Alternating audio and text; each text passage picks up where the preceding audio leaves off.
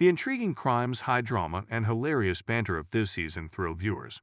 The main characters of the show, Kate Phillips and Stuart Martin, introduce viewers to Victorian detectives negotiating the complexities of crime in 1882 London. At the start of the episode, Eliza and Nash are running through an abandoned factory when gunshots can be heard. After spotting orange powder, Eliza asks Nash what kind of structure it is. He claims that although it was once used to color clothes, it is now an ideal area for a wanted guy to hide. After locking a door, they wait for the laudanum that Eliza used to sedate their attacker to start working. It sort of does. Once they return to the office, a now large staff applauds them.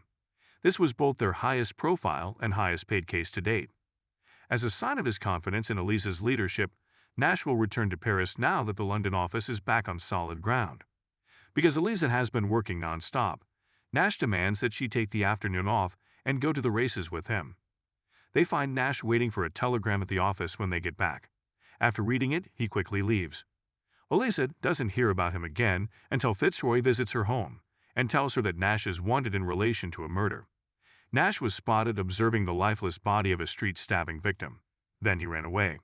The proprietor of a nearby pub has identified the victim as Eamon thus far, stating that Nash was a frequent and had inquired about Eamon.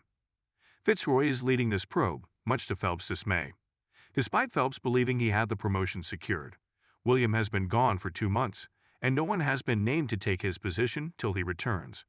Fitzroy's father, the commissioner, believes Phelps is unfit for the position, and that no one else is interested in taking it on because Scotland Yard's jurisdiction is growing without sufficient funding. Fitzroy is being offered it by the commissioner, provided he can demonstrate his innocence during the inquiry. But his top suspect, Nash, needs to be located first. Nobody has reported seeing him.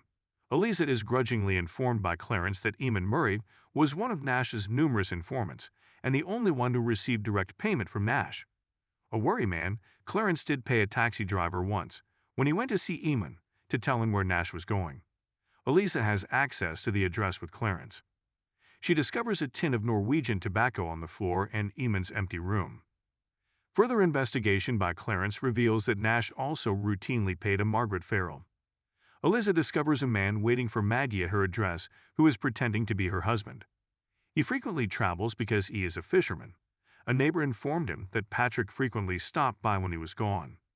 He begs Eliza to let him know if she finds Maggie and chews on the same kind of chew that she noticed in Eamon's chambers. Eliza approaches Mr. Potts to inquire about Eamon's remains, but she is required by their new agreement to be escorted by a law enforcement official.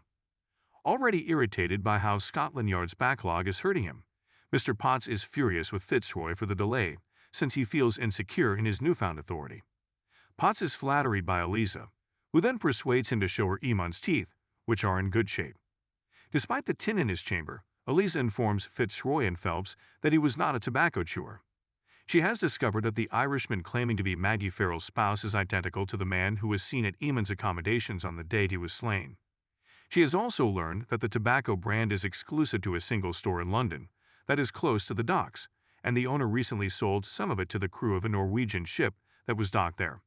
An Irishman was among the men. The man is Sean O'Driscoll. Fitzroy also discovered that prior to his death, Eamon sent Nash a telegraph from an office close to his accommodation, stating he's back. Eliza was also forewarned by Nash, who was waiting for her at her workplace, that the man she saw at Maggie's was not her husband and could be dangerous. After cautioning Eliza to avoid the case, Nash vanishes once more. Fitzroy and Phelps have been at odds because of their abrupt role reversal, but Fitzroy needs Phelps' assistance to locate sailors who can tell him where Sean is. Phelps is able to persuade a sailor to identify one of Sean's crewmen, who runs away and tries to stab Phelps before Fitzroy knocks him out. Sean and the other members of the Norwegian crew had been lodging in a boarding house, the sailor acknowledges. On the night of Eamon's murder, Sean arrived intoxicated, furious, and bleeding. He demanded that the sailor provide him with an alibi in case anyone inquired about his whereabouts on that particular night. Fitzroy discovers information about Sean from another police station. Years prior, a warrant for his arrest was issued in relation to the death of Patrick's brother, Michael Nash. After learning of this, Eliza goes back to her office to discover that someone has entered a secret safe. Clarence clarifies that Nash stored money and documents there that would enable him to vanish. Its existence was only known to Nash and Clarence. Eliza discovers some colored powder on the safe. It looks like the stuff she saw in the shuttered clothing dyeing plant. She remembers Nash saying the area would be a good spot to hide for a wanted man. Yes, Nash just tied Scene up and is at the plant. Nash clarifies that the only people who saw Scene kill his brother were Eamon and Maggie. As long as they promised to notify him if Scene went back to London, Nash would keep them both employed. That's what Eamon did, and Scene killed him for it. Nash is now seeking revenge on Scene for the deaths of Michael and Eamon. When he raises his gun at Scene, Eliza steps in front of it, trying to talk him out of it. If only for her sake, he cannot kill Scene since Nash is the only person who has ever had faith in her. While Scene has managed to escape his restraints and obtain a shard of glass in an attempt to attack Eliza from behind, Nash promises not to kill her. He gets shot first by Nash. He simply strikes Scene's shoulder, and as Fitzroy and Phelps subsequently clarify to Eliza, one may argue that he was acting in self-defense. However, kidnapping and obstruction of justice have no defense, so Nash will probably spend some time behind bars. The office will have to close for a while Nash's license is suspended, as he informs Eliza from his jail cell. Positively, Fitzroy's employment will be given by the commissioner to William till he returns. Fitzroy, however, declines it, saying he's content with his job and still has a lot to learn. Furthermore, he has given up on getting his father's blessing. Reluctantly, the commissioner endorses Phelps over his recommendation.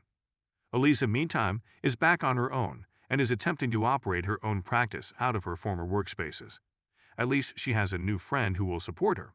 Once she gets back on her feet, she will get in touch with Clarence to offer him a job.